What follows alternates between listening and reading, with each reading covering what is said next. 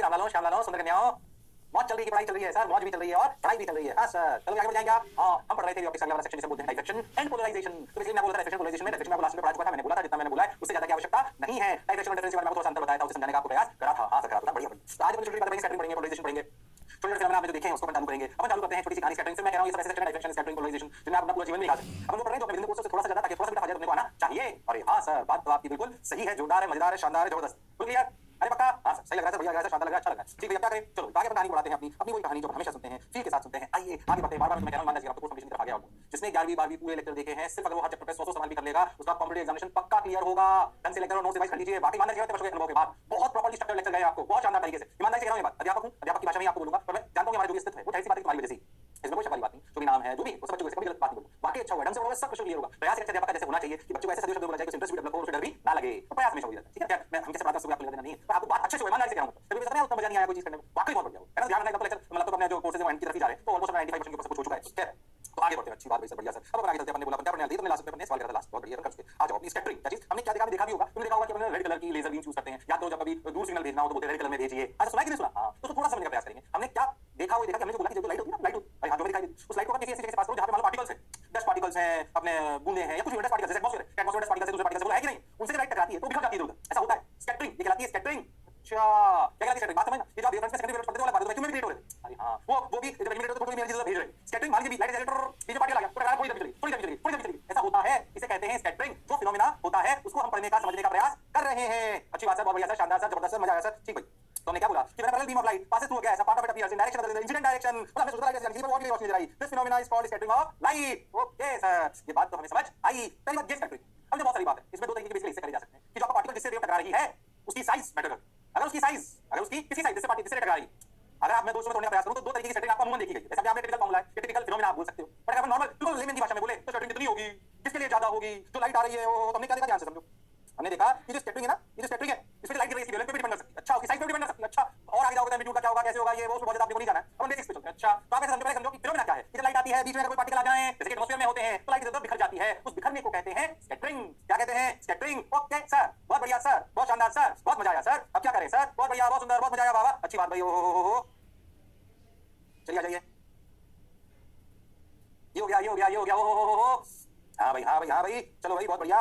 आ जाइए, आ जाइए, आ जाइए, आ जाइए, ठीक है भाई, अच्छी बात। अब क्या होगा, हमने बोला कि जो ये स्कैटरिंग होती है, ये वास्तविकता में डिपेंड करती है साइज ऑफ द पार्टिकल जिससे अपन स्कैटर हो रहे हैं, जो डस्ट पार्टिकल उस पे। अगर डस्ट पार्टिकल की साइज जो लाइट गिर रही है उसकी वेवलेंथ से काफी छोटी है तो एक टाइप का बिहेवियर आता है जो रेलिक साइंटिस्ट थे उनके हिसाब से माना जाता है, वो फिट भी बैठा। पर अगर जिस पार्टिकल से रे टकरा कर रे मतलब लाइट टकरा कर इधर जा रही है, उस पार्टिकल की साइज अगर बड़ी है वेवलेंथ से काफी, तो फिर अलग टाइप का फिनोमेना नजर आता है। अच्छा, पर हम जो अपने कोर्स से बेसिक पार्ट है रेलिक्स जो साइंटिस्ट थे उनके हिसाब से पहले स्कैटरिंग का समझ में आया। अरे हां, अब जो लॉ है, रेलिक लॉ है, साइंटिस्ट की जो फिनोमेना है उसको अपने को पढ़ना चाहिए। इसमें कोई Rayleigh's law of scattering. Oh scattering क्या बोलते हैं? Strength of scattering depends on wavelength of light, size of particles causing scattering. देखो ये वैलिड है, ध्यान रखना, ये वैलिड है कब? जब a is less than lambda is size of a representing size of scattering particle। size of scattering particle अगर ऐसा है, अगर ऐसा है तो ध्यान से देखो, क्या क्या क्या क्या क्या, ध्यान से समझो। अगर ऐसा है तो बोला गया, ये वाली एलिमेंटेशन तो बोला गया स्कैटरिंग इस स्कैटरिंग का कौन है? आप कैसे समझो? कैसे समझो? ऐसे लाइट आ रही, अब समझो मैं यहां पे देख रहा हूं, ये आर दूरी पे मेरी आंख, तो अगर पार्टिकल नहीं होता तो सीधी जाती है कुछ ऐसे। समझो यहां पे जो वेव आ रही है उसका एम्पलीट्यूड a, और यहां पे स्कैटर होगी जो इसका एम्पलीट्यूड छोटा a। मैं इसे एक्स्ट्रा फॉर्मूला बताऊं, असलियत में बताऊं तो ये जो a होता है ना, ये a v by r lambda square type होता है। टाइम आ रहा है मास्टर, टाइम फार्मूला रटने की जरूरत नहीं है। बताओ इसमें क्या क्या है? v पता है क्या है? Volume of particle. ओ सही बताओ तो a क्या है? इंसिडेंट लाइट का एम्पलीट्यूड, इंसिडेंट लाइट एम्पलीट्यूड। और देखो r क्या है? ये दूरी है यार, बात समझ में आ रहा है। लैम्डा क्या है? जो वेवलेंथ थी। a क्या है? जो लाइट स्कैटर हुई है। a क्या है? जो लाइट स्कैटर हुई है उसका एम्पलीट्यूड। हालांकि क्या एक्स्ट्रा है, थोड़ा कुछ मतलब मैं एक्स्ट्रा बता दिया मैंने, बाबू को क्या स्लाइड में तो मैंने नहीं जोड़ा था, मैंने थोड़ा बता डरा नहीं। तो आप बहुत ध्यान समझो, जैसे मान लीजिए 100 एनर्जी आ रही है, अब यहाँ पे पार्टिकल लगा तो इधर जो एनर्जी है 100 की कम होगी, तो कम होगी जाएगा एम्पलीट्यूड भी कम होगा, वही होगा। अच्छा तुम्हें बताओ कि intensity is directly proportional to amplitude square. और हां, तो जो इनिशियल इंटेंसिटी वो ये मान लो यहाँ इंटेंसिटी मिली आई डैश, तो सोच के देखो I dash will be directly proportional to a square, और you can say a square. देखो पढ़ाई तो चेंज हो नहीं रहा, बीच चेंज हो नहीं रहा, आगे चेंज हो नहीं रहा, तो यहाँ से देखो 1 by लैम्डा की पावर 4, वो यहाँ पे दे रखा है। इंटेंसिटी स्कैटरिंग का मतलब इंटेंसिटी ऑफ स्कैटर्ड लाइट, वो जो है intensity of scattered light, intensity of scattered light जो है ना वो directly proportional to 1 by lambda की पावर 4 है।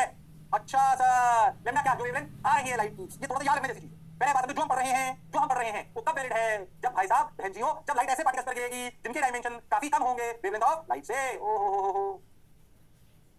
तब इस तरीके की बात होगी, इसमें कोई शक और संशय वाली बात नहीं है। उसे रेलिक्स लॉ कहते हैं। क्या कहते हैं? Relics law. ओ हो, तो इसीलिए मैंने तो राइट कर दिया। ऐसा होता है कुछ, हालांकि एंगल एंगल डिपेंड करता है, ज्यादा मैं भावुक नहीं होना चाह रहा हूं, पर ऐसा होता है। तो इंटेंसिटी स्कैटर होकर कितनी गिरेगी, वो सोचो कितनी दूरी पर आप देख रहे हो, डिपेंड करेगा। जो इंटेंसिटी उसका एक इतना डिपेंड करेगा, जो पार्टिकल का उसकी साइज क्या है डिपेंड करेगा। अच्छा सर, बात तो आपकी बिल्कुल सही है सर, बोलिए। अरे सोच लो। हाँ सर, हाँ सर, तुम याद हो v बाई लैम्डा ऐसे चलेगा। अच्छा ठीक है सर, ठीक है सर, बहुत इस तरीके का होता है, ठीक है। तुम्हें तो इससे मतलब intensity of scatter light is equal to lambda की पावर 4। अब तुम ना इस कहानी को ध्यान से तुम्हें बातें कुछ समझ में आने लगेगी। अच्छा अच्छा अच्छा अच्छा अच्छा, बात तो आपकी सही है। ओके सर, ठीक। पहले स्केटिंग क्या समझना है, और स्केटिंग का बेसिक लॉ क्या है वो समझना है। हां सर, ये भी समझना है। अब इससे फिनोमेना इससे बहुत चीजें डिफाइन करेंगे, समझाऊं कैसे कैसे बताऊं। रेड क्यों नजर आता है सन, पहले किसी ने लास्ट में भी बोला रेड क्यों नजर आता है जब वो डूब रहा होता है या राइज कर रहा होता है। ब्लू क्यों नजर आता है स्काई। अच्छा सर, बात तो आपकी बिल्कुल सही है, जोरदार है, मजेदार है। आप सब अच्छा लग रहा है सर, बढ़िया लग रहा है सर, शानदार सर, मजेदार सर। ओके आ जाइए। ठीक है भाई, ठीक है भाई, ठीक है भाई, जोरदार जबरदस्त मजेदार। ओके अब क्या करें, आगे बढ़िए, चलिए। ठीक ठीक ठीक ठीक ठीक ठीक, ओके। अरे पक्का याद रखिए। अब तुम एक बात ध्यान से, इस कैटेगरी लाइट की प्रॉब्लम है। मान लो व्हाइट लाइट गिर रही है, क्या गिर रही है? White light. मान लो किसी पार्टिकल पर ऐसे, मान लो ऐसे समझो व्हाइट लाइट गिर रही है, व्हाइट से बनाते हैं, अच्छा लगता है। अब समझो व्हाइट लाइट, पहले तो व्हाइट लाइट में कौन सा कलर, मान लीजिए मेरी आंखें यहाँ पर स्कैटर हो गई, जिसकी आगे दूसरी व्हाइट लाइट दिख जाएगी। ठीक है सर, मेरी आंखें यहाँ। अब तुम एक बात खुद सोचो कि व्हाइट लाइट अगर है तो सबसे ज्यादा ध्यान समझो, व्हाइट लाइट अच्छा जो इंटेंसिटी रिफ्लेक्टेड होती है या इंटेंसिटी स्कैटर वाली परसेंट लैम्डा की पावर 4 है, बिल्कुल सही सर। अगर आप ध्यान दो यहाँ से जाओगे तो लैम्डा बढ़ेगा। अच्छा, और लैम्डा बढ़ेगा तो सोच के देखो आईएस घटेगा। अरे हाँ सर, बात तो आपकी बिल्कुल सही है सर। तुम खुद सोचो, इस आग के लिए डायरेक्ट लाइट आ रही जो स्कैटर नहीं हुई, इसके लिए स्कैटर्ड लाइट।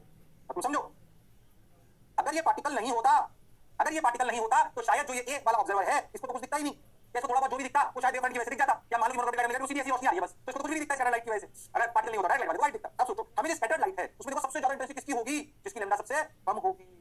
यानी कि सोचो तो सबसे कम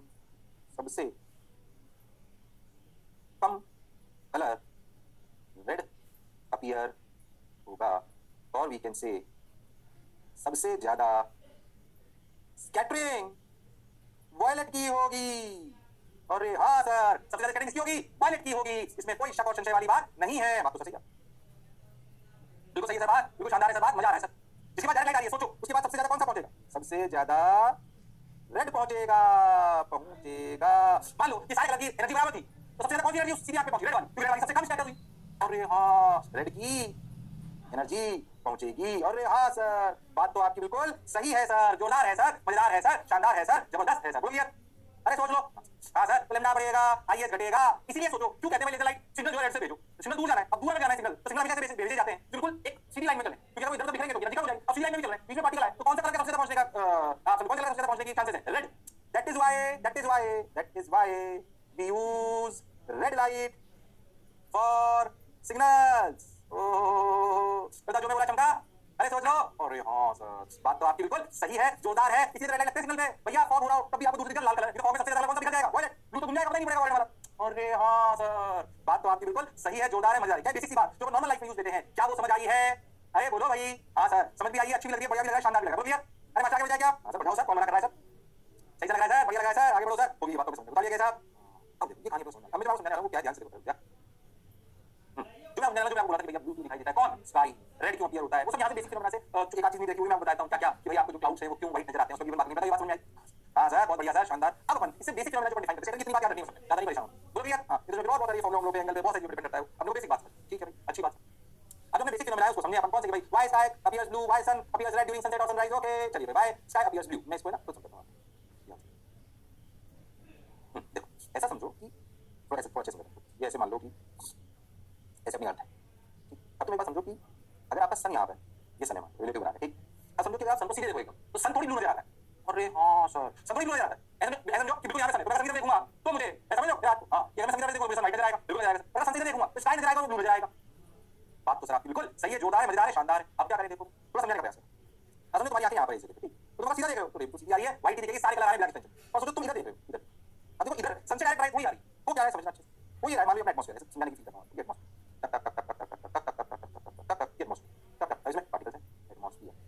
अब समझो कि अगर ये आपकी विजन साइड जिधर की तरफ आप देख रहे हो, तो अगर सन की तरफ देख रहे हो तो सीधी रोशनी आ रही है, पता ना? ओके सर, बात सही है, बिल्कुल बढ़िया, अच्छी बात। अब क्या हुआ कि अगर मान लीजिए आपकी सन की ऐसे लाइट आई है, अब सोचो ये वाली लाइट तो सीधी जा रही है, तो यहाँ जो लाइट पहुंचेगी ऐसे इसकी आंख इस जगह से, ये स्कैटर्ड होगी। अरे हाँ, अब समझो अगर तुम ध्यान दो तो स्कैटर होकर कौन सा कलर सबसे ज्यादा आएगा? कौन सा कलर सबसे ज्यादा आएगा? बोलो, इस कहानी को खुद लिखना है, मैं समझा रहा हूँ, जो अच्छा लगे खुद के शब्दों में लिखना है। अच्छा, अब तुमने जो सीधा देखा सन की तरफ, सीधा दिख रहा था, बहुत बढ़िया, बिल्कुल सीधी रेखा आ रही थी, व्हाइट लाइट अच्छा भी लग रहा था। पर जो मैं देख रहा हूँ तो जो सन से आई वो ऐसे आई, स्कैटर हुई कहां से? सोच रहा हमारा एटमॉस्फेयर नहीं होता ना, शायद हम किसी से पहले पहुंचे, कभी कोई एटमॉस्फेयर नहीं, तो होता है कि यूज कर देगा तो डार्क दिखेगा बस, तो लाइट आएगी नहीं। हमें दिखेगा कि एटमॉस्फेयर है, एटमॉस्फेयर तो स्कैटरिंग करता है, उसमें पार्टिकल्स है। और हाँ सर, बात तो आप बिल्कुल सही कह रहे हो, जोरदार कह रहे हो, मौज के साथ कह रहे हो। ओके, तो स्कैटर होके लाइट आई, क्या हो, क्या आई, स्कैटर होके, तो सबसे कलर कौन सा नजर आएगा? सबसे ज्यादा स्कैटरिंग वॉयलेट कलर की होगी, वॉयलेट कलर की होगी। फिर हो सकता है उसके बाद इंडिगो, ब्लू, ये सब तीनों से रेड की सबसे कम होगी। और सर मैं वॉयलेट क्यों नहीं देखता? एक्चुअली आप एक बात समझो, मैंने आपको बोला कि हमारी आंखें भी ना, आप समझो कि मैंने आपको क्या बोला कि जब मैं अल्ट्रावायलेट यूज करता हूं, मैंने आपको क्या बोला, इंफ्रारेड भी है, उसमें इंफ्रारेड हो सकता है एक्स-रे हो, पर हमें नजर नहीं आता। हमें कौन नजर आता है? अरे बोलो, हमें कौन नजर आता है? हमें नजर आता है कौन? हमें नजर आता है व्हाइट लाइट के सातों कलर, मतलब वो लाइट जो दिखाई देती है, विजुअल लाइट है, वो दिखाई देती है। बाकी बहुत सारी इलेक्ट्रोमैग्नेटिक वेव होती है जो दिखाई नहीं देती। और ये जो इलेक्ट्रोमैग्नेटिक वेव में अगर मैं आपको बोलूं तो सबसे ज्यादा जो आपकी लाइट है, हमारी आंखें कौन से कलर के लिए सबसे ज्यादा सेंसिटिव है? सबसे ज्यादा कौन से कलर के लिए सेंसिटिव है? Our eyes are most sensitive to yellow colour. इस येलो कलर की वजह से याद करो, मिनिमेशन होता है अपने एक जगह ऑप्टिक्स में। हाँ, मतलब आप ऐसा समझो फील करो अगर वॉयलेट लाइट, अच्छा ऐसा ब्लू, ब्लू भी काफी सेंसिटिव होता है। Blue is also more sensitive than violet, ऐसा समझो। अब आप समझो कि मेरी यहाँ पे सेम एनर्जी गिर रही है, एक बात समझो, अगर मेरी यहाँ पे सेम एनर्जी गिर रही है वॉयलेट की और एक्स रे की, तो मुझे नजर नहीं आ रही बिकॉज़ आवर आई गिर रही है, पर मेरे को नजर नहीं आ रही because our eyes are not sensitive to it, हम देख ही नहीं सकते। पर अगर वॉयलेट की सेम एनर्जी और ब्लू की सेम एनर्जी गिरे, आप ऐसा समझो, तो ब्लू बहुत ज्यादा नजर आएगा, ब्लू और येलो की दिखे तो येलो बहुत ज्यादा नजर आएगा, तो our eyes is more sensitive towards yellow, ये बात याद रखना। पर आपने जो पीछे के तीनों कलर वॉयलेट, इंडिगो, ब्लू, क्या यही सबसे ज्यादा स्कैटर होता है? पर इनमें सबसे ज्यादा कौन सेंसिटिव होता है? ब्लू। इसलिए हमें स्काई का कलर वॉयलेट की बजाय कैसे नजर आता है? वॉयलेट, इंडिगो, ब्लू में भी ब्लू सबसे ज्यादा सेंसिटिव है। Oh, but our eyes are more sensitive towards blue. आप ऐसा समझो कि येलो तो तब स्कैटर हो रहा है, स्कैटर होने लगे, मैं आपको दिखा, मैं समझो वॉयलेट, इंडिगो, ब्लू तब डोमिनेट कर रहे हैं स्कैटरिंग में, ऐसा समझो, ऐसा होता है। तो ब्लू ज्यादा दिखता है वॉयलेट के कंपैरिजन में, भले होता है वॉयलेट की थोड़ी ज्यादा आ रही है। क्यों? क्योंकि भाई साहब वॉयलेट उतना सेंसिटिव नहीं है आंखों के लिए जितना ब्लू है। But our eyes are more sensitive towards blue, therefore sky appears blue. Oh my god, क्या बात समझ आई है? अरे सोच लो। हाँ सर, बहुत बढ़िया समझ आई है, शानदार, जानदार, जबरदस्त, मजेदार, बोलो यार। अरे पक्की बात? हाँ सर, बहुत बढ़िया सर। अब क्या करें सर? मजा आया सर, जोरदार सर। ओह, समझ आया स्काई क्यों अपीयर होता है? थोड़ा किताबों में समझ नहीं आता, फील करके समझ आए। अब जो फील तुम्हें लिख लो, क्यों हमें अपना स्काई ब्लू नजर आता है? अगर आप एस्ट्रोनॉट बन गए और कहीं ऐसे प्लेनेट पे गए जहां कोई एटमॉस्फेयर नहीं और आप स्पेस सूट में बैठे हो, तो आपको सन सीधा व्हाइट नजर आएगा, इधर से रोशनी, इधर देखो डार्क मैक्सिमम नजर आएगा, क्योंकि बेसन की वजह से कम रोशनी नजर आ रही होगी। जैसे ब्लू ब्लू नजर नहीं आएगा, हो सकता है किसी और में कुछ और होता हो। अच्छा, हाँ सर, बात तो आपकी बिल्कुल सही है सर, जोरदार है सर, मजेदार है सर, शानदार है सर, समझ आए? Why sky appears blue. Okay sir, got your point sir, बात समझ आई सर। अब क्या करें सर? करते चलो, बढ़ते चलो, देखो रे भाई, वाह रे भाई, उतार लिया क्या? फिर उतार ली क्या? हाँ सर, उतार ली सर, बढ़िया सर, शानदार सर, जबरदस्त, मजा आया सर। ओके, चलो रे भाई, चलो रे भाई, बाबा रे भाई, ये समझ गया। अब भाई ये रेड सब्जेक्ट को दिखाई देता है, इसको समझने का प्रयास करो। मैं समझाता हूँ क्या। हाँ, ऐसा समझो कि तुम यहाँ खड़े हो अपनी अर्थ और अपना एटमॉस्फेयर है। अब समझो होता है कि जब सन बिल्कुल ऊपर है, ये सन है, तो भी आ रही है बिल्कुल टक टक टक टक टक टक, छोटा पाथ इन atmosphere, therefore scattering less, therefore light appears. और हाँ, पर यही सन जब सेट या राइज करता है तो सोचो यहाँ कहीं, सोचो यहाँ सनसेट और सनराइज ऐसा ही कुछ हुआ हो, सनसेट हो रहा होगा, सनराइज हो रहा होगा, डिपेंडिंग, ठीक है, कंडीशन कुछ इस तरीके की। जब ऐसा होगा तो भाई साहब, ओ हो, अब क्या maximum travel of sunlight in atmosphere. अगर आपसे पूछे कि भाई कब सन से द्वारा जो हमारी आंखों पे गिर रही हैं वो मैक्सिमम ट्रैवल करेंगी एटमॉस्फेयर में, तो भाई आपका आंसर होगा जब वो सन से सनराइज करेंगी। अरे जब वो मैक्सिमम ट्रैवल करेंगी तो scattering increases, O scattering increases, therefore minimum intensity, minimum scattering is for red, therefore sun appears reddish। ओह, समझ आया क्यों रेडिश? क्योंकि मैक्सिमम आया तो वायलेट ब्लू स्कैटर के दूर चले गए। सबसे ज्यादा आप में कौन पहुंचागा सबको डायरेक्ट देखे? जब सनसेट और सनराइज होता है डायरेक्ट देखे तो वाइट नजर नहीं आता, वो रेड नजर आता है, क्योंकि उस समय एटमॉस्फेयर में सबसे ज्यादा रेस ट्रैवल करती हैं, तो सबसे ज्यादा कौन सा कलर स्कैटर करता है? वायलेट, ब्लू, बोल दिया। और यहाँ और सीधा पहुंचने का सबसे ज्यादा किसको? रेड के, इसलिए हमें सन रेडिश अपीयर होता है सनसेट और सनराइज के दौरान, क्योंकि ये सब रेडिश के लॉ को फॉलो करते हैं, क्योंकि अपने एटमॉस्फेयर पार्टिकल्स में, ओ क्योंकि अपने एटमॉस्फेयर पार्टिकल्स में और छोटे-छोटे पार्टिकल्स हैं जो रेडिश लॉ को फॉलो कराते हैं। अरे हाँ सर, बात तो आपकी बिल्कुल सही है सर, जोरदार है सर, मजेदार है सर, शानदार है सर, समझ आया क्या? अरे सोच लो। हाँ सर, समझ आया सर, शानदार सर, बढ़िया सर। अब क्या करें? करते चलो, बढ़ते चलो, देखो रे भाई, वाह रे भाई, मजा आ रहा है भाई। हो गया क्या? अरे पक्का हो गया, समझ आएगा? तो ऐसे नजर आता है मैं तुम्हें इसमें एक और चीज सिखाता हूँ, ध्यान से। ये बात अच्छा, हो थोड़ा एक्स्ट्रा सुन लो, एक चीज और चीज बताऊंगा, सुना लो। ओके, सुना लिया, सुन पोलराइजेशन मुझे एक चीज बताऊं, स्कैटरिंग देखो ध्यान से। अगर scattering particle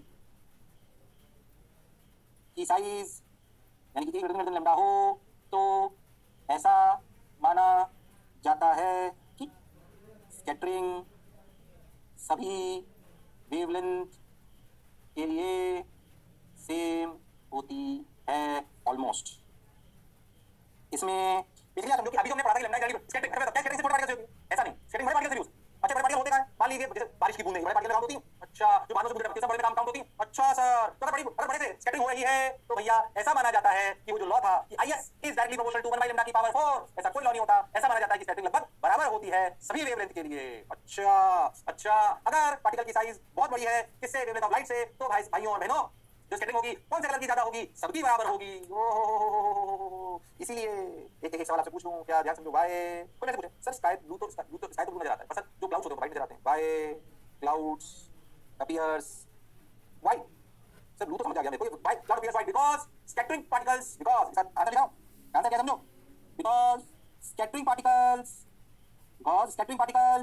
in clouds are because scattering particles in clouds does not follow Rayleigh's law. In the space greater than lambda, therefore scattering is same for every color. तो आंखों तक for every color तो आंखों तक सभी colour बराबर पहुंचेंगे जैसे मान ये आंखें जो देख रही हैं ऐसा समझो और ये आपका क्लाउड टक टक टक टक क्लाउड तो भाई साहब ये आई स्कैटर होकर इधर आई ऑल कलर्स स्कैटर्स सेम तो कैसा नजर आएंगे क्लाउड्स भाई ये क्लाउड्स में जो ड्रॉपलेट्स हैं जो स्कैटरिंग पार्टिकल्स हैं उनकी साइज किससे वेवलेंथ से बहुत ज्यादा है तो भैया रेडी लॉ को फॉलो नहीं करती फिर मैं कहूंगा अनंत पढ़ाई अपने आप फिर मैं काफी हद तक आपको पढ़ा के समझाने का प्रयास कर रहा है बेसिक बात पर हम ब्लू नजर आता है रेड नजर आता है व्हाइट नजर आता है हां तो क्लियर अरे सोच लो हां सर सोच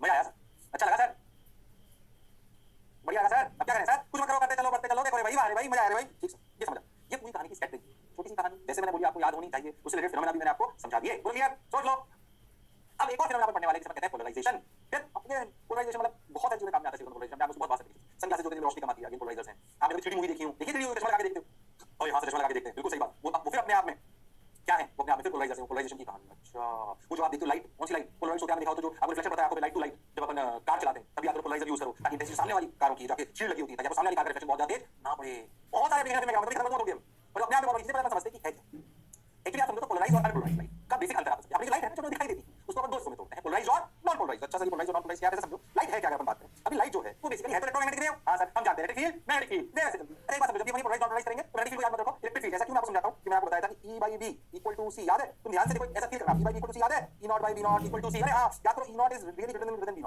अरे लॉजिकली सोचो अरे E/B = C हां ये बात लगी थी इलेक्ट्रिक फील्ड जो मैग्नेटिक फील्ड अच्छा पर आप ऐसा समझो तो एम्पलीट्यूड की कहानी लगी जाए तो आप सोचो E/B अगर E का एम्पलीट्यूड 3/8 है मीटर तो इसका 1 है और यहाँ इसलिए जहां पर एम्पलीट्यूड की कहानी से बात हो रही है वहां पर इलेक्ट्रिक फील्ड को भी डोमिनेटिंग मान लेना चाहिए इसमें कोई बुराई वाली बात नहीं है और यहाँ सर इसी पोलराइजेशन में जब भी बात होगी ऐसे एम्पलीट्यूड की नाचरा कोई किसी को भी नचाएंगे तो उसमें मैक्सिमम नाचरा किसका माना जाएगा इलेक्ट्रिक फील्ड का पी नाच ही होगी तो उसका इतना छोटा सा होगा कि कहीं से निकल जाएगा पर ई जो ऐसे मोटा आदमी नाच रहा है जिसका एम्पलीट्यूड बड़ा है वो कहीं से निकल पाए ऐसा संभव नहीं है तो अपन कंसीडर हमेशा इलेक्ट्रिक फील्ड को ही करते हैं अच्छी बात एक बात हमको समझ में आई तो हमें बात समझ में आई कि भाइयों और बहनों कि अपने को इलेक्ट्रिक फील्ड भाइयों बहनों कैसे समझ गया आ जाओ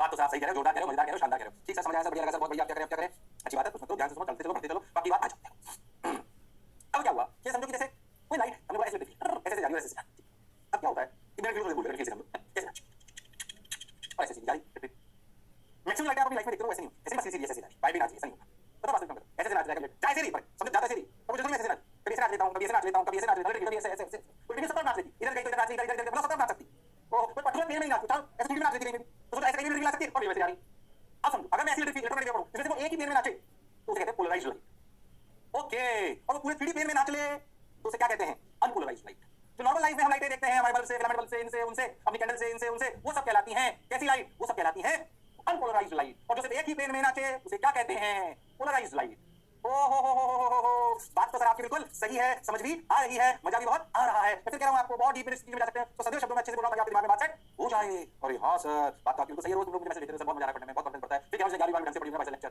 आनंद आ जाएगा उसको मतलब आनंद कंफर्म ढंग से जिससे पढ़िए ईमानदारी से बैठा उसको समझ नहीं आता जैसे पढ़ाई नहीं करी जिसने पढ़ लिया और सब धीरे धीरे ऐसे लिखने लगे अरे हां फिर आनी चाहिए यही बात है मेहनत करनी पड़ेगी कर कर अभ्यास के गणपति होशगान और रसिया जात है सिल पर बात निशान तो मेहनत करनी पड़ेगी हां बात तो सही बोल रहे बिल्कुल सही अच्छी बात तो बोला भैया ऐसे अपनी पोलराइज और अनपोलराइज की अपन बात करें लाइट ट्रांसफर अपन जानते हैं अपन जानते हैं क्या है वाइब्रेशन और रिफ्लेक्शन परपेंडिकुलर डायरेक्शन ये आप जानते हो ये मैंने आपको बोला आप जानते हो कोई खास बात नहीं पहले से जानने की जरूरत तो मैंने बोला उसको उतारो पहले जो मैं बोला पोलराइज और अनपोलराइज की उसको उतारो सिंपल रिप्रेजेंटेशन अपना ऐसे होता है होता ही नहीं होता हां सर तो आप तो ऐसे उतारो ओहो तो बेसिकली आप ये नाती में कैसे रिप्रेजेंट करते हैं आपसे ठीक है मैं आपको बताता हूं देखो ये जो समझ कि आप मैंने पहला ऑक्सीजन किसका लेते हैं बिना ऑक्सीजन लेते हैं अपना किसका तो लेते हैं अपन इलेक्ट्रिक फील्ड का लेते हैं वो भी मैं आपको लिख देता हूं ठीक है इलेक्ट्रिक फील्ड का एम्पलीट्यूड डोमिनेट करता है बाकी तो क्या छोटा मोटा होता है अनपोलराइज्ड ये जो एरो है ना ये ऑसिलेशन और इलेक्ट्रिक फील्ड दिखा रहा है अनपोलराइज्ड और ये पोलराइज्ड अनपोलराइज्ड में क्या है जो लाइट आपकी चल रही है ना ऐसे मान लो आपकी लाइट ऐसे चल रही है ठीक है एवरी एरो शोज ऐसे मान लो ये बाहर आ रही है एवरी एरो शोज ऐसे और पोलराइज्ड वाला से ए डायरेक्शन डायरेक्शन में नाच रही है। कौन?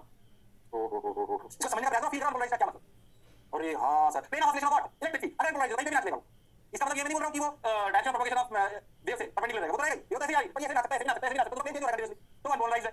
और अगर ये की प्लेन है तो क्या कहलाएगी? पोलराइज्ड। क्या कहलाएगी? Polarization. This is known as polarization. तो अंतर समझे कि लाइट में ऐसी दो लाइट हो सकती हैं, लाइट में ऐसी दो लाइट हो सकती हैं, ये अंतर अपने को समझ में आना चाहिए, तभी तो अपन आगे बढ़ पाएंगे। ये समझना है पोलराइज्ड अनपोलराइज्ड। ओके ठीक सर, ये तो प्लेन ऑफ ऑसिलेशन। अगर हम बात करें तो सबसे पहले अनपोलराइज्ड लाइट हो गई, और ये अपनी पोलराइज्ड लाइट हो गई। How do we get polarized light? पहले अपनी बात को समझें। वैसे इसकी केमिस्ट्री में बहुत जाने की जरूरत नहीं है, बहुत ज्यादा उसमें रटने की भी आवश्यकता। How do we get unpolarized light? वैसे हर तरफ नाच रहे हैं पार्टिकल्स, ये देखो इधर इधर इधर बहुत सारे सोर्सेज आपको मिल सकती हैं। आप ऐसे लो, हमारे जो general sources unpolarised bulb candles ऐसे लो, हमारे जनरल सोर्सेज अनपोलराइज्ड होते हैं। बेसिकली कोई सोर्स है, लाइट सोर्स है या सन है, उसमें पार्टिकल को इधर आ रहा है तो ऐसे इलेक्ट्रॉन एक्सलेट रहा, उसने ऐसे फेंक दी, ऐसे निकला तो ऐसे फेंक दी, तो ऐसा प्रकार की मिली। ऐसे बल्ब लाइट सब में उनको फिक्स रहता नहीं है। अच्छा, तो हमारे जनरल सोर्सेज हैं, उन सब में लाइट कैसी है? अनपोलराइज्ड। तो लिख लो, how do we get unpolarized light? Our general sources are almost all unpolarized, produce unpolarized lights like bulb candle sun. अच्छा, बात तो सर आपकी समझ आ रही है, अच्छा लग रहा है, शानदार लग रहा है। ओके, अब क्या करें, देखो भाई। अब unpolarised light is in which visible electrically for changing direction randomly and rapidly क्या हो तो किताबी डेफिनेशन लिख लो, किताबी डेफिनेशन फील में आपको करा चुका और लिखो तो अच्छा लगेगा, उसमें कोई बुराई वाली बात नहीं है। उतार लो, vibration plane of paper, vibration plane of paper दोनों दिखा रखे हैं, समझ में आ रहा है? इसको ऐसे बोला कि एक इधर मान लो, एक इधर मान लो, अगर ऐसा है मतलब इसका क्या मतलब है? दो डायरेक्शन में ऑसिलेट हो रहा है, ये ऐसे रिप्रेजेंट करते हैं, इसको ऐसे मान लो, इसको ऐसे बनाते हैं, समझो अनपोलराइज्ड लाइट को बनाने का तरीका है, ये रिप्रेजेंटेशन। ये कंफ्यूज मत करो कि इलेक्ट्रिक फील्ड ऐसा नहीं है, वो इलेक्ट्रिक फील्ड दोनों को दिखाने का तरीका है, मतलब दोनों प्लेन में ऐसे ना सकता है। कौन बोल कौन? इलेक्ट्रिक फील्ड ऊपर ऐसे बहुत रफ्तार में होता है, ऐसे नहीं कोई बहुत इसी जगह पे ऐसे सेकंड शो सब चेंज होता है, तो आपकी ऑब्जर्व करना आसान नहीं होता, वो सब डायरेक्शन में आपको दिखाई देता है। अच्छा सर, बात तो आपकी बिल्कुल सही है सर, जोरदार है सर, मजेदार है सर, शानदार है सर, बोलिए। हाँ सही लग रहा है सर, अच्छा लग रहा है सर, बढ़िया है, पक्का आगे बढ़ जाओ। हाँ ब्रो, ये हो गया, ओके अच्छी। अब क्या करें? प्लेन पोलराइज्ड लाइट, इसमें एक ही प्लेन में आप ऑसिलेट करो। Electric field at a point always remains parallel to of its direction as time passes. Electric field at a point always remains parallel to of its, ऐसे बस इसी का कभी ऐसे ना चाहो, समय के साथ ऐसे नहीं करेगा। अच्छा, तो प्लेन ऑफ पोलराइजेशन जिस प्लेन में यह होती है, मतलब ऐसे डायरेक्शन ऑफ प्रोपगेशन और ऐसे नाच रही है, अगर मान लो ऐसे वेव है और ऐसे नाच रही है, ये प्लेन वो कहलाता है plane containing electric field and direction of propagation. वो समझ में आया क्या? उसे कहते हैं प्लेन ऑफ पोलराइजेशन। उतार लो दोनों बातों और क्वेश्चन क्लियर होना चाहिए। प्लेन ऑफ पोलराइजेशन समझ आ गया? जबकि अनपोलराइज्ड लाइट है, उसमें कुछ भी प्लेन हो सकता है, कंटीन्यूअसली चेंज हो रहा है वो। अरे हां, बात तो सर आपकी बिल्कुल सही है, जोरदार है, मजेदार है, शानदार है। ओहो, अब सही बताऊं तो अगर हम बहुत ध्यान से देखें तो हमने इसका काफी यूज होता है विंडो पेन्स, ऐसे समझो आपकी अभी ऐसे मटेरियल होते हैं जिसमें क्या स्लाइड गिरी विंडो पेन्स, बढ़िया रोशनी बढ़िया नजर आती है आपको, बढ़िया, पर उतनी एनर्जी हीट अंदर नहीं आती जैसे बाहर है। ये जो आपके कई पोलराइजर्स होते हैं वैसे ग्लासेस लगा दी जाए, सनलाइट आधी इंटेंसिटी अंदर आती है, गर्मी नहीं आता, उसमें भी मल्टीपल कर लो तो क्या जा सकता है। अरे हां सर, देखिए कैसे समझ में आएगा, ध्यान से, अच्छी बात है ये। तो बात है, फिर मैं आपको कह रहा हूं मैं एक डीजल लेवल तक जाऊंगा, बाकी आपको जीवन इसमें निकाल सकते हैं।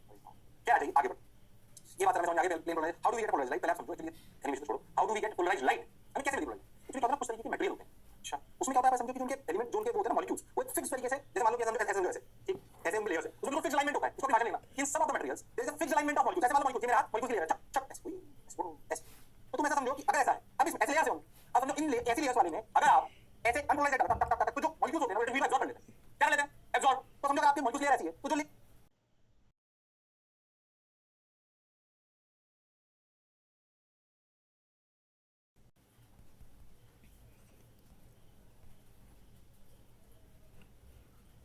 अगर आप ऐसे अनपोलराइज्ड तो जो मॉलिक्यूल्स होते हैं वो इलेक्ट्रिक फील्ड एब्जॉर्ब कर लेते हैं, क्या कर लेते हैं? एब्जॉर्ब। तो समझो आपकी मॉलिक्यूल लेयर ऐसी है, तो जो लेयर ऐसी होगी उसको तो क्या कर लेंगे? एब्जॉर्ब। जब इलेक्ट्रिक फील्ड ऐसे आती है उसे जाने नहीं देंगे, गुजरने नहीं देंगे, अगर ऐसे होगी तो क्या गुजरने नहीं देंगे? अरे हाँ सर, बात तो आपकी बिल्कुल सही है सर, जोरदार है सर, मजेदार है सर, शानदार है सर, बहुत बढ़िया। हाँ सही बोल रहे हो सर आप, सही पढ़ रहे हो सर आप, बिल्कुल सही पढ़ रहा हूं मैं, इसमें कोई शक वाली बात नहीं है। अच्छा भाई, अब क्या करें, कुछ मत करो, ध्यान से सुनो, सुनते चलो, देखो रे भाई, अरे भाई, ओके ठीक है, अच्छा अच्छी बात।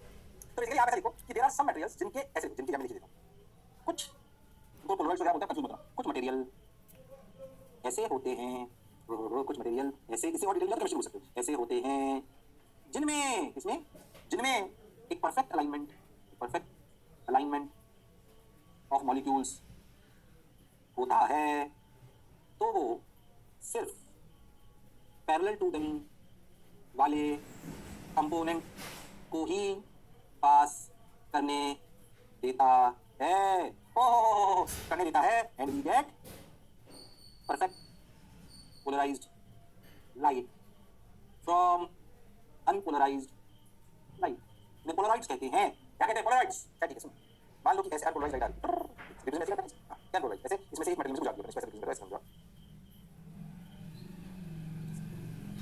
अब आप समझो कि इसका जो अलाइनमेंट था ना मॉलिक्यूल्स का, जो अलाइनमेंट था मॉलिक्यूल्स का ऐसे था, ऐसे ऐसे पैरेलल कर दो, ऐसे वाला कंपोनेंट था ना, ऐसे अलाइनमेंट था, मान लो समझ में आ रहा है, ऐसे लाइट आ रही थी, एक ऐसे वाला था, तो समझो ऐसे समझा रहा हूं आपको, तो ऐसे वाला तो क्या हो गया, ये एब्जॉर्ब कर गया और सीधा वाला निकल गया, तो आपको लाइट मिली उससे वैसी। अरे हां सर, पोलराइजर जो आपको बोलना बोल दो, और ये हाँ सिंगल प्लेन में ये है अनपोलराइज्ड लाइट। क्या है? Unpolarized light. और ये क्या है? Polarized light. Oh my God, ऐसे आपको भी मटेरियल होता है बढ़िया, पोलराइजर कहते हैं, पोलराइज भी कह सकते हैं, कंफ्यूज मत होना। अच्छा, बात तो सर आपकी बिल्कुल सही है। ऐसे में अब तुम खुद एक और बात आपको बताना है। मान लो पोलराइज लाइट की इंटेंसिटी आई, तुम खुद सोचो पोलराइजर ने कुछ एब्जॉर्ब कर ली। याद रखो पोलराइज लाइट की इंटेंसिटी होगी I0/2। याद रखो, याद रखो। अगर पोलराइजर पे अनपोलराइज लाइट की आई इंटेंसिटी गिरेगी तो पोलराइजर से जो आपको इंटेंसिटी मिलेगी किसकी? पोलराइज लाइट की, वो मिलेगी I0/2। कितनी मिलेगी? I0/2। घबराने की, डरने की, शर्माने की बिल्कुल जरूरत नहीं है। अरे बोलो भाई, अरे सोचो भाई। सही लगा सर, बढ़िया लगा सर, शानदार लग रहा है सर, जबरदस्त लग रहा है सर। अरे पक्की बात, ये कहानी की प्लेन पोलराइज कैसे मिली? कुछ मटेरियल में कहानी पूरी आपको सुनाई ताकि आपको अच्छा लगा, अच्छा लगे, फील आए थोड़ी थोड़ी। और हाँ सर, बढ़िया लग रहा है सर, बढ़िया लग रहा है सर। ओके ठीक है सर, ठीक है सर। तो क्या करें आगे? बढ़ो, बढ़ते चलो, समझ गया। ऐसे हमको मिलती है। ओहो, ये पोलराइजर कहलाता है। ओहो, देख समझ आ रहा है, एक गायब होता जा रहा है। हां, बड़ा एनिमेशन दिखा दिया। ओहो, तो जो परपेंडिकुलर वाला गायब हो जाता है। ये जो आपको लाइन दिखाते हैं पोलराइजर की, तो इसलिए गैप दिखाते हैं जिसमें से वो गुजर सकती है। ऐसे वाला नहीं गुजरने देगी। ओह माय गॉड, बात तो सर आपकी बिल्कुल सही है, जोरदार है, मजेदार है, शानदार है। अब क्या करें? देखो भाई, अच्छा समझ आ गया सर, अच्छा लगा है सर, बहुत बढ़िया सर। अब क्या करें? देखो भाई, देखो भाई, ये पोलराइज लाइट, ये पोलराइज, ये अनपोलराइज लाइट, ये पोलराइज लाइट, पोलराइजर ने समझा I0/2 एब्जॉर्ब कर लिया। याद रखने की बात, ऐसा होता है। अच्छा, सही है सर, सही है सर, जोरदार है सर, मजेदार है सर। ओके, हो गया, हो गया। अब एक है लॉ ऑफ मैलिस। ये क्या है ध्यान से आप ऐसे समझो, क्या समझो। मान लीजिए कि हमने एक पोलराइजर लिया, अनपोलराइज लाइट से पास करा, एक I0/2 में मिल गया, उस I0/2 आई मान जो भी मान। अब आप ऐसा समझो कि कंफ्यूज मत होना। मान लीजिए कि ऐसे अनपोलराइज लाइट थी, मैं बताता हूँ क्या नहीं। ऐसे भी अनपोलराइज लाइट थी, ठीक, I0, ठीक। इससे अपन ने ऐसे अपन ने ऐसे पोलराइजर बनाया। बोलो भैया, खास खास और अच्छे से बताता हूँ, देखो। अच्छा,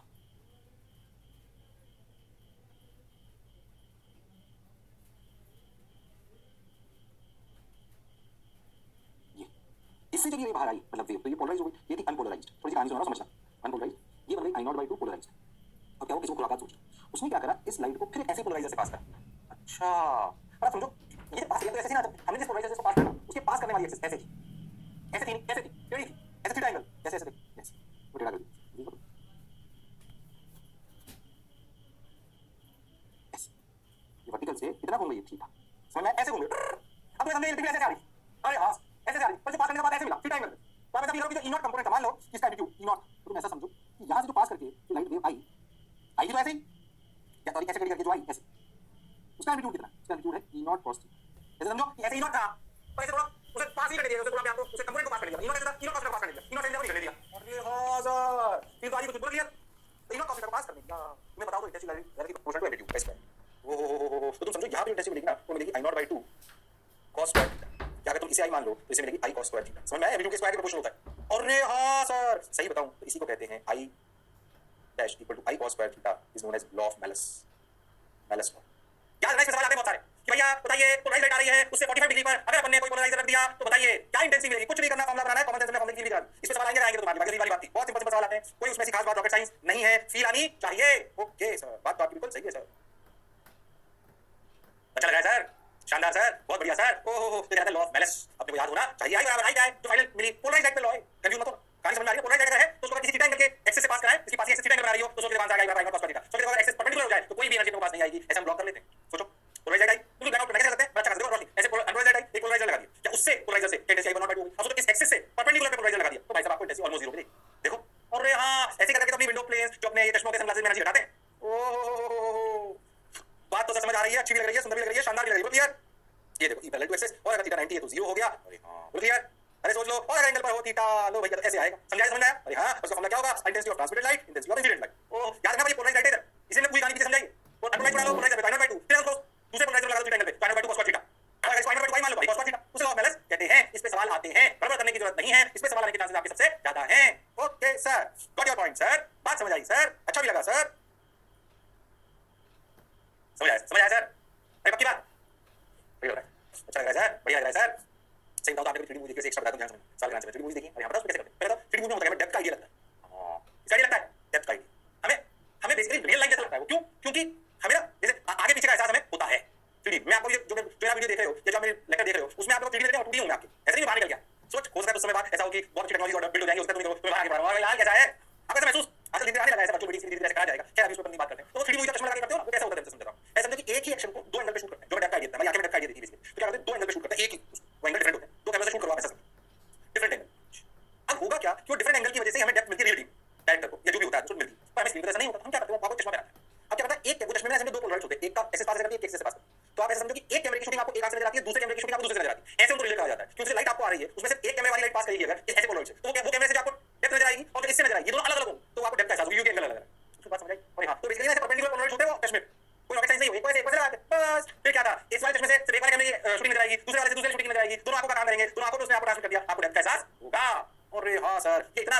से मैंने बता दिया, बट हाँ आपको कुछ कुछ बात समझ आएगी, उससे आपको अच्छा लगेगा। मैं थोड़ी सी अच्छा इसकी डिटेल में बहुत ज्यादा ट्रेडिंग बनाना इतना आसान नहीं, मैं कोई बेसिक बात बताई।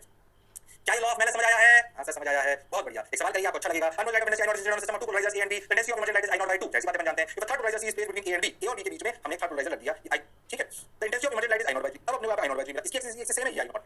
ओह the angle between polarizer A and C, A और सी के समझ में आएगा। एक पोलराइजर अनमोल लाइट पोलराइजर ये बन गया, उसे कितने एंगल पे सी रख दिया, ओके अच्छी बात। अब जो यहाँ पे इंटेंसिटी बनी, यहाँ इंटेंसिटी आई नॉट बाय 2 थी, आपको बताइए क्या बनेगी, इसको आई नॉट बाय 3 के बराबर करना होगा। हां बात तो आपकी बिल्कुल सही है, जोरदार है, मजेदार है, शानदार है। बोलो यार करो करो चलो करो करो। हां कर सकते हो, सवाल थोड़ा सा सवाल कर सकते हो भाई, डायरेक्ट तो बहुत आसान हो जाएगा ना यार। 45 डिग्री इतना आसान नहीं पूछा मैंने, जैसे intensity I not degree 45 degree तो क्या इंटेंसिटी होगी, आई नॉट cos 45 सिंपल, तो बहुत आसान हो गया। और बहुत आसान नहीं है, मैं थोड़ा सा पूछ रहा हूं, करिए। अरे ट्राई करिए, मेरे लाल में पीले में नीले मेरे रेनबो। अरे हां हां शर्माओ मत, जिसने की शर्म उसका नंबर कम, करो करो। अरे हां हां अरे बोलो भाई, अरे सोचो भाई। हां सर कर सकते हैं, ठीक है भाई कर सकते हो बिल्कुल, ध्यान से यहाँ आई नॉट बाय 2, तो यहाँ कितना I naught by 2 cos square theta. तो ये मत गिना, तो फिर इससे जो इस वाली से जो इसके बीच में एंगल हो गया, थीटा हो गया, सोच ले। अब तो ऐसे लिखना थीटा, अब जो ये गिरा फिर थीटा हो गया, तो यहाँ भी I naught cos square theta, इसका फिर cos स्क्वायर थीटा, तो I naught by 2 cos square theta equal to finally क्या मिला, आई नॉट बाय 2। समझो इस बात को भाई, पहले इससे जब पोलराइजर थीटा पे रख दिया तो वैसे अब अपनी जो लाइन वैसे रखने लगी थीटा एंगल कितने पे, I naught by 2 cos square theta, ऐसे तो फिर पोलराइजर रख दिया तो फिर इसके बीच में लिखा होगा थीटा। अरे हां ऐसा नहीं हो कि पहले इसकी तरह कैसे थीटा कर दिया तो वापस आई नॉट बाय 2 निकल जाएगा, नहीं वो एब्जॉर्ब हुआ दोनों में। I naught by 2 cos theta equal to I naught by 3, I naught को मार दिया, cos थीटा की वैल्यू cos की पावर 4 थीटा की वैल्यू 2/3, तो cos थीटा की वैल्यू आ गई 2/3 की power 1/4। This is the answer. अरे हाँ सर, बात तो आपकी बिल्कुल सही है सर, जोरदार है सर, शानदार है सर, जबरदस्त है सर, बोलो क्लियर। अरे सोच लो, बढ़िया लगा सर, शानदार जबरदस्त, मजा आया बाबा। अब क्या करें, देखो भाई आ जाओ रे भाई, शानदार है भाई, ओके यो हां लो भैया। ओह 2/3 की पावर 1/4, जब पढ़ा जो समझा सही फॉर्मूला में लगाना आता है। हां हां अरे तू कई बार क्या करते हैं ना, ऐसे कई बार ऐसा करते हैं कि इसमें ना मैं थोड़ा एक सवाल बहुत सारे छोटे सवाल करते हैं, रिव्यू में सुना। जैसे कभी ऐसा करते हैं कि आपने ऐसे समझो कि सही में से यहां लाइट ऐसे लाइट गिराई, ठीक ऐसे लाइट गिराई, एक पोलराइजर लगाया, लाइट आ गई एक सिंगल वाली, फिर एक और ऐसे पोलराइजर लगाते हैं, उसको ऐसे घुमा सकते हैं, जिसको से घुमा के देखना कि लाइट का क्या हो रहा है। तो लाइट ऐसे वाली आ रही थी, हमने से घुमाया तो पूरी लाइट आई आई नॉट बाय 2, ऐसे 90 घुमा दी तो 0, तो जिसको से घुमा के देखते हैं इंटेंसिटी का क्या हो रहा है, उसे एनालाइजर भी कहते हैं। जिसको घुमा के इंटेंसिटी के वेरिएशन को देखते हैं उसे क्या कहते हैं, एनालाइजर। कंफ्यूज होता ना, कई बार बात कर रहे हो एनालाइजर की, बोलो यस और नो। ओहो एनालाइजर क्या है, एनालाइजर जिसको घुमा के देखते हैं इंटेंसिटी का क्या हो रहा है, अच्छा जिसमें कहते हैं इंटेंसिटी का क्या हो रहा है उसे क्या कहते हैं, एनालाइजर। कभी शब्द सुन लो तो डरने की जरूरत नहीं है, घबराने की जरूरत नहीं है। अरे बोलो भाई, अरे सोचो भाई, अच्छी बात है। फिर मैं बहुत अच्छी हो सकती है, सही बताऊं तो ये पोलराइजेशन ना सिर्फ इस मटेरियल्स में नहीं होता है, ये पोलराइजेशन स्कैटरिंग में भी हो जाता है, ये पोलराइजेशन रिफ्लेक्शन में भी, रिफ्लेक्शन रिफ्लेक्शन के फिनोमेना में भी हो जाता है। रिफ्लेक्शन रिफ्लेक्शन फिनोमेना में light falls on interface, reflection reflection दोनों है, वहां पे भी हो सकता है, होता है। अच्छा ये स्कैटरिंग में भी होता है, तो थोड़ा थोड़ा पढ़ लेते हैं, फिर कहता हूं बहुत डिटेल में जाने की जरूरत नहीं है। ओके सर, तो पोलराइजेशन बाय रिफ्लेक्शन, पहले पोलराइजेशन बाय रिफ्लेक्शन पढ़ते हैं, थोड़ा काम करें। क्या देखा उसको समझते हैं, पहले समझो। क्या कोई मीडियम है म्यू का, उस पर अनपोलराइज्ड लाइट गिरे, क्या गिरे, अनपोलराइज्ड, मैं आपको बताऊं अगर कौन सी लाइट गिरे, अनपोलराइज्ड, मान लो ऐसे, ठीक इस पे कैसे अनपोलराइज्ड लाइट कैसे दिखाते हैं, ये तो कैरो तो मैं दिखा रहा हूं, ठीक अनपोलराइज्ड लाइट कैसे गिरे समझो। हमने क्या देखा समझने का प्रयास करो, ये सब ऐसे कैसी लाइट है, अनपोलराइज्ड लाइट है, ठीक अनपोलराइज्ड लाइट। ओके सर बहुत बढ़िया सर, क्या देखा उसको समझो पहले, अनपोलराइज्ड लाइट, ठीक है सर। जो देखा उसको मैं एक्सप्लेन कर रहा हूं, याद रखना। अब ये जो रे गिरी, मुझे बताओ इस रे का हुआ क्या। ये जो रे गिरी, इस रे का हम जानते हैं कि इस रे का कुछ पार्ट रिफ्लेक्ट हुआ और कुछ पार्ट रिफ्रैक्ट हुआ। अच्छी बात सर, मान लेते हैं कि इसका कुछ पार्ट रिफ्लेक्ट हुआ और कुछ रिफ्रैक्ट हुआ। मान रिफ्लेक्ट हो गया वैसे था, ठीक है सर, रिफ्लेक्ट हुआ वैसे था, ठीक है। अब हमने क्या देखा, हमने देखा कि भाइयों और बहनों समझो ऐसा कि जो ऐसे थे ना, जो पैरेलल टू द सरफेस थे, लाल वाले को पैरेलल टू द सरफेस, ये ज्यादा रिफ्लेक्ट हुआ कम रिफ्लेक्ट, मतलब क्या देखा मैं समझ, ये ऑब्जर्वेशन आप ऐसा फील कर सकते हो कि जो ऐसे तीर की तरह सरफेस में घुस रहे थे वो ज्यादा रिफ्लेक्ट हो गए, और जो ऐसे प्लेन थे वो जो इसके प्लेन के पर थे वो ज्यादा रिफ्लेक्ट, मतलब ऐसा कुछ दिखा हमको, कैसा समझ का प्रयास करें ऐसे कि ये वाली जो है समझ इस समझो, इनमें से चीज अलग बता रहा हूं, ऐसे दो यहां ऐसा समझो, और लाल वाले ये क्या है ऐसा समझो, ठीक। और इधर मैं आपको समझने का प्रयास करूं, तब बोल सकते हैं कि ये जो पैरेलल वाले थे ये इधर ज्यादा है और ऐसे मिस, समझे नहीं बात कुछ। ओहो तो जो perpendicular to the surface type होते हैं वो रिफ्लेक्ट ज्यादा होते हैं, जो पैरेलल टू द सरफेस होते हैं वो रिफ्लेक्ट ज्यादा होते हैं।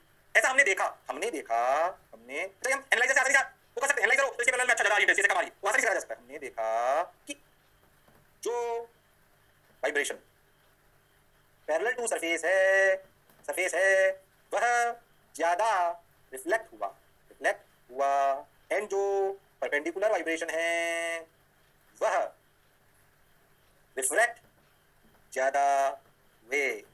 तो ऑब्जर्वेशन है, एक्सपेरिमेंटल ऑब्जर्वेशन है जो मैं आपको कह रहा हूं कि जब भी इसका मतलब क्या रिफ्लेक्शन यानी कि जब लाइट कोई किसी सरफेस पे गिरती है तो क्या वो पोलराइजेशन करती है, जिसमें अभी देखिए तो इसे बोलते हैं पार्शली, जिसे दोनों रिफ्लेक्टेड लाइट है इन्हें बोलते हैं पार्शली पोलराइजेशन या पार्शली पोलराइज्ड लाइट। कुछ हुई पोलराइज कुछ नहीं हुई, कुछ हुई पोलराइज कुछ नहीं हुई। ओहो बात तो सर आपकी बिल्कुल सही है, जोरदार है, मजेदार है, शानदार है। Okay sir got your point sir, बात समझ आई सर। अब क्या करें सर, ओके सही लगा सर जो वाइब्रेशन पैरेलल टू सरफेस उनका ऐसा हो गया, ठीक सर अच्छा लगा। लगा, बढ़िया लगा सर, शानदार सर। अब क्या करें, अब क्या करें, अब क्या करें, अब क्या करें? ओके, बहुत बढ़िया, बहुत सुंदर, बहुत मजा आया। अब क्या करें, देखो भाई, ठीक। अब एक्चुअली क्या हुआ, हमने एक्सपेरिमेंट को थोड़ा और आगे बढ़ाया। एक्चुअली ये जो हमने देखा कि ये जो आई है ना, हमने क्या देखा बताता हूँ। हमने ऑब्जर्व करा कि आई चेंज करने पर polarization percentage in reflected ray changes. Oh my God, ध्यान से सुनना। हमने देखा कि अगर मैं आई को चेंज करूं तो उस मीडियम के लिए कितनी लाइट रिफ्लेक्शन में पोलराइज होकर आ रही है, वो चेंज होती है। अच्छा, वो चेंज होती है। अच्छा सर, बहुत बढ़िया सर, शानदार सर, जबरदस्त सर, मजा आया सर। अब क्या करें सर? वो चेंज होती है। ठीक सर, बहुत बढ़िया, बहुत सुंदर। अब क्या करें? चेंज होती है। ठीक है, ठीक है, ठीक है, ठीक है। अगर वो चेंज होती है तो उसके लिए फेक लॉ है, और एक एंगल आई ऐसा आता है जिस पर वो रिफ्लेक्टेड रे, हमने बहुत उसको ध्यान से कहा तो हमने पाया कि एक एंगल ऐसा आता है जिस पर पूरी की पूरी रिफ्लेक्टेड रे पोलराइज्ड हो जाती है, जिस पर पूरी की पूरी रिफ्लेक्टेड रे पोलराइज्ड हो जाती है, इसे कहते हैं ब्रेविस्टर्स एंगल।